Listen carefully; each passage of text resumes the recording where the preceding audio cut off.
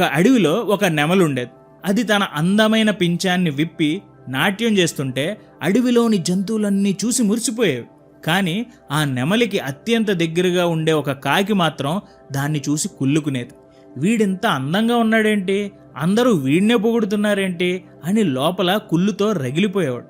ఒకరోజు ఆ కాకి నెమలి దగ్గరికి వెళ్ళి, నువ్వింత అందంగా నాట్యం చేస్తున్నావు కదా, ఒక్కసారి నీ కళ్ళు మూసుకుని నాట్యం చెయ్యి, అప్పుడు ఇంకా బాగుంటుంది, నీకు ఇంకా ఆనందంగా ఉంటుంది అని ఒక సలహా ఇచ్చింది.